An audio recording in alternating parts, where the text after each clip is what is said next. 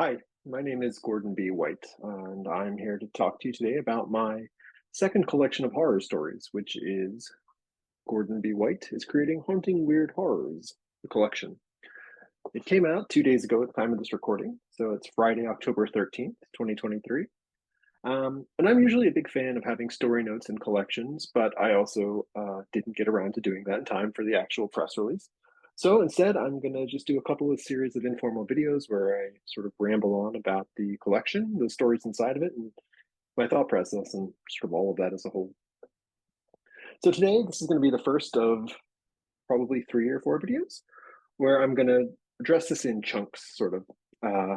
My view is that when creating a collection, it's much like creating an individual story. There's a sense of pacing and sort of um, movement that I want to give to the readers. I really do believe that fiction, the goal of that is to create a curated sort of emotional experience for your audience. And in individual stories, that's easy to see. You have the rising and falling action, the tension and release, beginning, middle, and end, or whatever structure you use. But I think that the same holds true or can hold true for collections and book length works as a whole. So even though there are 15 stories in this collection, I've tried to arrange them in a way that if you were to read from beginning to end, you would have that same sort of guided experience. You would have some ups and some downs. You'd have some moments where you get sort of a breath. You'd have moments that are more emotionally difficult than other ones. So I really do feel like when putting together a collection, it's not just a track list of greatest hits. It really is a roller coaster. I try to explain this to people sometimes. I say, you got to think of your stories and your collections as a roller coaster. There's a series of ups and downs, dips and troughs, like tension and release, as opposed to it's a small world after all, one of those boring boat rides where you just sit there at the same pace and the same tempo the whole time, looking at pretty things go by. Because, you think, oh, the details are what's going to make the story, but it's not. It's going to be the sense of movement within it. That can come from lots of different places, but I do think you always have to be conscious of the reader and what they're going to be going through. That said, I know that people will pick up the collection and read stories in whatever order they want, and more power to them. I do like to think, though, that if you were to read it from beginning to end, that you would have sort of a more than the sum of its parts experience. Um, and to that end, too, I've sort of broken the stories inside into 3 or 4 sort of chunks that I think if you were to read just for one sitting, you know, 30 to 90 minutes, you would be able to have a sort of similar up and down emotional experience. You'd be like, this is a good stopping point for the night. Um, how well that works, I don't know. Also, too, I do a lot of the assembly of my collections based on vibes. I put a big spreadsheet up with with all the details. It's the titles, the word count. I have the like narrative voice, so like sort of the point of view, the first, second, third point is a past tense, future tense, present tense. Um, who is the main character? Is it a man, a woman, old person, young person? Is it the tone of the story? Is it hopeful? Is it brutal? Is it weird? So all that sort of goes up there, and I look at the thing as a whole. I look at all the moving pieces, and then I sort of make different versions of what a collection might look like that comes out to however many words I'm aiming for. And so there's a lot of vibes based sort of assembly that goes on in there. Um, and I don't always remember what the, the logic was by the time I get to the final one that goes to the publisher. So I'm going to try to sort of backwards recreate that, but we'll see. Anyway, I did want to start off though by mentioning again the cover, because a good cover is sort of imperative to grab readers' attention. This one I have here is a lovely watercolor taken from the Welcome collection, which is a repository sort of old medical information and art. This is one that was commissioned by the collection itself.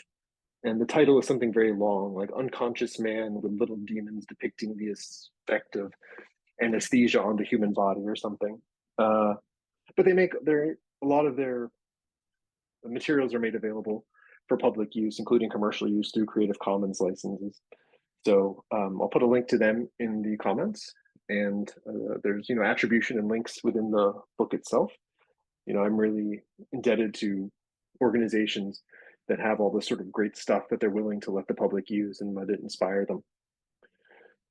So we'll jump right in. You probably noticed that the title is Gordon B. White is Creating Haunting Weird Horrors with the parentheses S. That's because the title story is called Gordon B. White is Creating Haunting Weird Horror, singular. That's the first story in the book. And I put it there in part because I think when you open a collection, you really need to do it with a bang, sort of a statement of intent, something to grab attention. I don't, I think that slow burns can work very well in individual stories, but it's one of those things where you need to have established readers' trust. And so the longer pieces for me, I think I put towards the 75% place in the anthology because to I want to have readers who pick this up for the first time. I want to have them on board with me by that point. But I do want them sort of to get a taste of like what's going to happen here. And Gordon B. White is Creating Haunting Weird Horror is probably the best example of that. It's certainly one of my two most well-known stories. It was nominated for a Shirley Jackson Award in 2021, I believe. It was during the pandemic year, so everything sort of blends together. I didn't get to go to the reader con for that. But it was nominated for an award. It's been translated into Spanish, where it was part of a award-winning anthology. It's been translated into Chinese and published at least 3 times now at this point. It's the weird little story that could. Just to give you sort of a refresher, because I'm assuming you've read these, there's going to be spoilers since I'm just going to sort of talk about them. But it's a second person story, so the narrator's addressing a you, and it's about you who sign up for a Patreon of noted horror and weird fiction writer Gordon B. White. You sign up for a perk that's getting monthly postcards of lesser known haunted houses, and each one comes with a little picture of a house and a flash fiction on the back about ghosts. And the ghosts don't stay on the postcards, but sort of start seeping out. I put that one though first, one because it's the most well known, so it's the one that's going to grab the most attention. It's also really fun for a title story. But I think too, what it does, and what I was trying to aim for with this collection, is it gives a lot of sort of a sense of what I like to do. It's got a stylistic sort of flourish, which I think is always fun and important, especially to keep me going through the process of drafting and redrafting. I don't just want to do content; I want to do things that I find engaging. So it's got the flourish of the second person, the metafictional aspects of having a Gordon B. White in there, which also helps, to remind people whose book they're reading. It's got lots of little snippets of flash fiction because I wanted to give sort of a taste of like the different kinds of things I do. Like some of it's very melancholy, some of it's very strange, some of it's like body horror. So there's lots of little bits in there so the reader knows, oh, these are different things that this author, Gordon B. White, the real one and the fictional one, can do. And this is what, might be coming up later in the book. And it's also got a little bit of humor in it too, which I think is something that I don't know that humor is necessarily important for horror in general.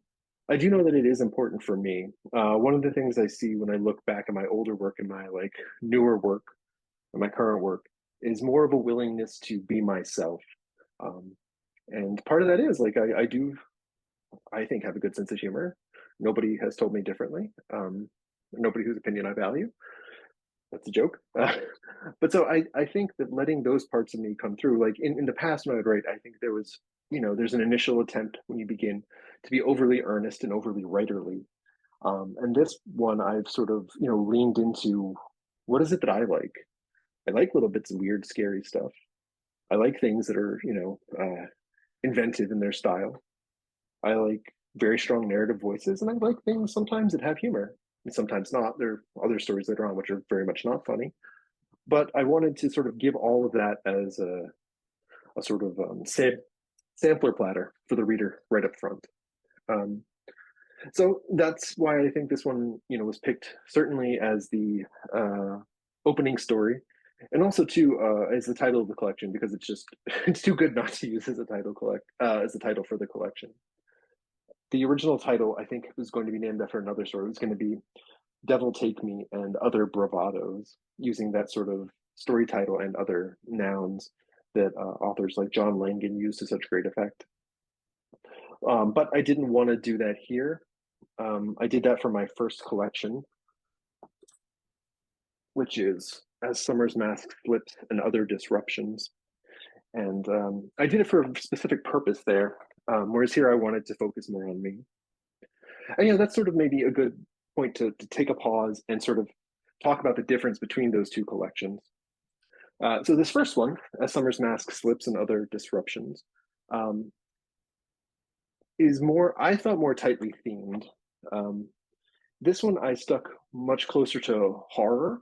Um, it wasn't obvious, it wasn't just a collection of all the stories I'd written up to that point. I did go through and I did curate it for a very specific feel, and I wanted to mostly have it be a recognizable world with a intruded upon by a dark speculative fiction element, and that's the other disruptions of the title. Um, and I ranged that one though. I wanted to keep that one more closely focused on horror because it's my first collection. As somebody who'd published well, but not necessarily had any name recognition, I wanted people who were looking for horror but didn't know who I was to be able to find this and read it and go, "Oh yeah, this guy writes horror. Like this guy writes horror that's a bit, literary, to use a dirty word, but also a bit, strange, a bit weird." And sort of like lure people and go, "Oh, you like horror? You might like me." Whereas this new collection is Gordon B. White is creating haunting weird horrors, because now I feel like the audience is people who are looking for haunting weird horrors, but also two people who are looking for my story. I had an editor once I was working with, and I said, I'm working on this story for your collection or for your anthology, and I don't know if it meets the theme. I don't know if it's what people want. And he said, what people really want is a Gordon B. White story. And that really stuck with me. I was like, that's right. This is the one thing that I can do that other people can't, is I can do a Gordon B. White story. Other people do horror, other people do weird, other people do funny stuff. But only I do my stuff. So I've leaned very much into that with this collection. And a lot of that is newer stuff that I've been working on as I've developed my confidence in my voice.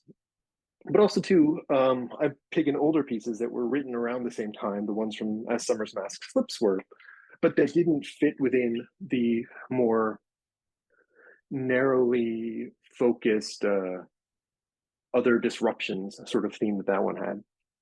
So that's just sort of where things are now. I do think that creating art and working through these processes, it's very important to do it with intention. I think a lot of the creative impulse comes from within. It comes sort of in those moments of quiet, sort of opening your mind and letting it come through. But also too, then it's up to us to use our aesthetic skills and our sort of intent to then shape that. And at different times, we have different concerns, we have different aesthetic impulses, we have different sort of artistic craft skills or goals. And so the book I wrote, A Summer's Mask Slips, I think for what I was doing at that time and what I wanted to do, it's the best version of that it could be. And similarly now, I think for where I am now as a writer, as an author, as somebody who has some presence in the horror writing scene, uh, but wants to be doing more, this is again the best version of that it could be. If I was to put together a greatest hits collection, it might be something entirely different. But so I think that's important to realize, because they can't all be bangers, you know, um, or they can, but they need to be bangers in different ways. You can't just have a song that's nothing but drum solos or an album that's nothing but ballads. Well, that's not true. I guess you have Nick Cave's Murder Ballads. Anyway, different things, different goals, different textures, very important. So now I'm going to jump into the second story. This video, I'll be covering the first four, which are Gordon B. White is creating haunting weird horrors, horror singular, One of the Good Ones, or It's a Gas, Dandelion 6, and then Godhead, which is one of the originals to this collection. But so the second story here is One of the Good Ones, or It's a Gas. And that one was originally in the book Antifa Splatterpunk, published by Cursed Morsels Press. Um, it's it's again a strange one, but I put it up front again because I sort of want this to be the beginning to be sort of the declaration of intent or the sort of what can you expect. And this one has a very heavy narrative voice. It's called One of the Good Ones, or It's a Gas, is a little subtitle. And it's very much structured like a joke. The first line is cop walks into a bar. And that's a refrain that keeps coming back as the cop walks into a bar, cop walks into a back room, cop walks into a moral conundrum. Um, and it does build to a sort of grim punchline. But I structured it like that because I wanted to explore using a very specific voice. Have gotten questions and comments about that. People say, "Oh, the narrator is very specific and like a concrete sort of feeling entity or presence, even though it's not a character in the story. The story is, third person POV, close third person, so the narrator is privy to the main character's thoughts, Officer Johnny, but the narrator himself." It does have a masculine voice. So I do think of the narrator as a him. Never actually appears. And that's something that I've been thinking a lot about over the last 3 to 5 years as I've been writing. But it really is the importance of narrative voice. I am one of those people who absolutely detests invisible prose. I think it might be because I don't have a very great visual imagination. I'm not like entirely aphantasic, but I do have very like sort of spotty ability to visualize things. It's more of like a feel. But I get a real like different sense and a different charge and like a different sort of like almost magnetic appreciation of very vivid prose. The way it sounds, the way it flows, like that's incredibly important to me. And so, if something has a good story or good events, like an interesting plot, but it doesn't have like dynamic and engaging prose. To me personally, I don't have the same reaction to it because I'm not seeing all the things in my head. It's not filling in the blanks. Um, I see things when I imagine visually more sort of like as an impressionistic type thing. They're very vivid colors, they're very crystal clear details, and the rest is sort of like a wash. Um, and so it's funny because people will say, "Oh, they're very vivid details, like in your story," and it's true. But those are the only details. Like I see those very clearly, and then the rest of it is sort of grayed out around it. And I can move my like artistic gaze around to see different things, but I don't see it all at once. Um, so I've been thinking a lot about how important narrative voice is to fiction, specifically prose fiction. And one of the things that really opened my eyes is I was listening to some book or some podcast, but the person speaking said, one of the things you need to know for the narrator is you got to remember that the narrator isn't the author. The narrator is a different entity. It's a different presence. And so like that very much opened my eyes. You have to sort of understand that the narrator is telling the story. And from there, it's important to me to understand for my own sake in writing, who is the narrator? I don't need names, but I do need sort of a general like sense. Like, is it a masculine presence, like a feminine presence? Is it a very detached presence? Is it someone who's very concerned with the events in the story? Who are they telling this story to and why? Again, I don't need to know specifically, but are they telling it to someone to instruct them? Are they telling it to somebody to warn them? Are they telling it to somebody as this is some weird shit I saw? Um, and it was very important, I think, to sort of have that in mind, because as you get a better sense of the narrator, also too, you start to put together like the important things, which are what is the narrator's vocabulary? What sort of diction do they use? What are the metaphors that they would choose to use? I notice a lot when I work with sort of newer writers or people who like tend to fall into patterns is that they draw a lot from their own experience, but try to put it in a narrative voice that isn't their own. I think you can certainly, use the authorial voice. My story in Summer's Mask Slits, um, that story, and Birds of Passage are ones where I intentionally wrote them in something close to my own voice, but like ramped up to 11. Um, But in this new collection, I've tried to do very different ones. And so I have to get all those sort of senses of who is this narrator? You know, who are they? Why are they telling this? What is their experience? Like, but also too, what is their opinion on what they're seeing? Because there's no such thing as an impartial viewer. Like, even if you have just a camera pointing at something, the fact that it's being pointed in this area tells you something about the concerns behind it. Um, you know, like when this person sees something terrible happen to a character, this narrator, do they think it's funny? Do they think it's a shame? Do they think it's tragedy? Do they want to help them?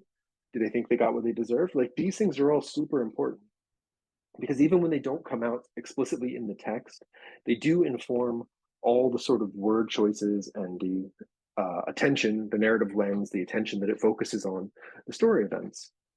So I think that's like real key here, and definitely in one of the good ones. I spent a lot of time on the first maybe page trying to figure out who this voice was. You know, what are they noticing? What are the details? How do they feel about this?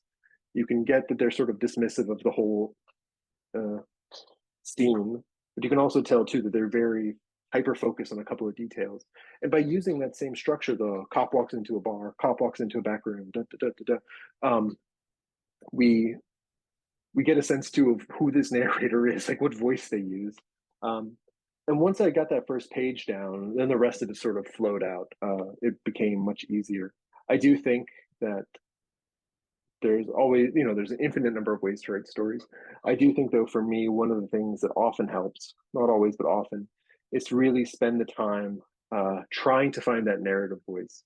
Because once you have a good narrator, you can let them describe basically anything and you'll keep reader attention. But also, too, they'll start noticing the things that are very important to them, which will be the things that are important to the reader. So spending time to figure that out, and don't just think of the narrator as you, the author, is very important. Because when people do that, they tend to fall into what they consider the writing voice, which is the voice that stands at the podium with a tweed jacket and leather patches on its elbows, and uses big words and the sentence structures that no one enjoys. And that's not it. You know, you gotta you should be willing to explore different voices and try different hats on.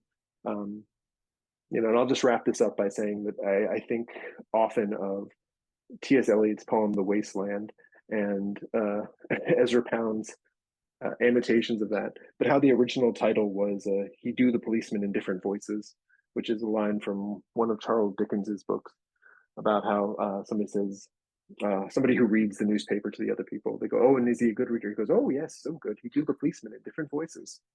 And so I think, this is me, and one of the good ones, specifically doing the policeman in different voices. But the whole collection is that. I think it's really important, and I think it's also, too, one of the joys of creating. So we'll skip ahead, by which I mean we'll go to the next one, which is Dandelion 6. And this one was originally from Field Notes from a Nightmare, or Field Notes to a Nightmare. I always get my sort of little phrase there confused. From Dreadstone Press. And this one too, it's in the beginning. This is very much the showing you the razzle dazzle, like as you come out on stage. Dandelion 6, though, is a bit of a shift because what I'm looking for here is this is my attempt to do a different style story structure than the sort of 3-act structure. This one, I was attempting to do something that is like the 4-act Kisho Tenketsu. I don't think I quite hit it, but just coming at the story from a different way was important to me. And the way this is a story about an eco horror about a scientist who is developing a series of dandelions in an attempt to at first avert and then draw attention to climate change crisis. But the way it works is, for me, the goal for me in this story was not to introduce a conflict and then show somebody trying to overcome it, but rather to make the impetus of the story the sort of gradual revelation of information. So it starts off with the doctor performing surgery on their latest patient. There's a lot of descriptions of that. And then we follow the doctor into their house. And so we begin to see then, we get more context for why they're doing what they're doing. In the space of the narrative timeline, it's very small. There's doing the surgery in the house, talking to the person after the surgery. It's very short, but there's additional information that comes out. And from there, we can sort of do little spring backs into the narrators or into the main characters past and sort of what's been driving them.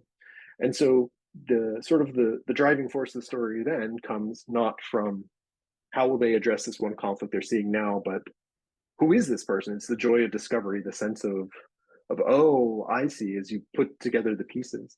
Um, and so I think that was a fun exercise to try, and it ended up really sort of jumping out to me. This is also too one of those stories where the title came before the actual story itself. I really liked the name Dandelion Six, and as I put it together, I figured, it means there got to be five other dandelions, and then so part of the fun for myself was figuring out where these other dandelions come in throughout the story. Um, that's one too. Again, with all of these, the narrative voice I think is very important. So I had to spend time finding that. Um, this is also too one of the ones where I wrote it to a soundtrack, and the soundtrack that I used was a song called "A Coloring of Pigeons" um, by the band The Knife, and it's originally a song that was written for an opera about Charles Darwin's life. It's like 6 or 8 minutes long. Um, I'll try to leave a link, but it's got a lot of different sections to it, and so in the end, it all flows together, or it's all a very I don't want to say cohesive. The whole of it is a great experience, and it definitely feels like it moves through, given like the instrumental opening, the different verses, and how they have like different like lyrical styles um, with the opera singers in it. And so that inspired me a lot with this, given that there are these different sections, and it's not the typical. Some stories are pop songs, and they go, from a verse, bridge, chorus, end. Um, this one is not that. It's got different like bumps as like more information is revealed, as different things come up. Um, and so having like a non-standard song structure in my head was very helpful. And so I guess that'll jump us up to Godhead, which is the last story I'm going to talk about in this section. It ends that sort of run of four stories from Gordon B. White is creating haunting weird horror through one of the good ones, through Dandelion Six, and then Godhead is one of the two originals. And that one ends this little sort of section, which is your sort of opening pow pow pow, the pyrotechnics. Um, but Godhead is a second person story involving you, the story's you, being sent on a mission to infiltrate the enormous corpse of God, which is lying in a valley. It's very strange. It's very surreal. Um, it's also too one where the narrative voice I think is very important. This though came from my sort of experimenting with other second person stories. In this collection, there are technically three second person stories, and then there's the one which I'll talk about next time, which people think is second person, but it's not really. Um, so there's three second person stories. Gordon B. White's Creating Haunting Weird Horror is the first. Um, chronologically, or no, that's so chronologically the first one written is from October Vines, which I'll talk about later. Um, Gordon B. White is Creating Haunting Weird Horror, I think was the second person I wrote. And then the third one has been Godhead. Um, and through those, I think there's an evolution in how I've been thinking about second person. I originally started writing the first second person was because I was angry at whoever was the implied person on the other end. But second person, I think is really interesting. Like I like to write it because there's that sort of received internet wisdom that second person doesn't sell. Nobody likes second person. That's not true. Like again, my most popular story is second person. The one that's been nominated for awards and translated into multiple languages is second person. So we'll put the lie to that right now. But I do think that there's a real reason why people chafe against second person, why readers chafe against second person.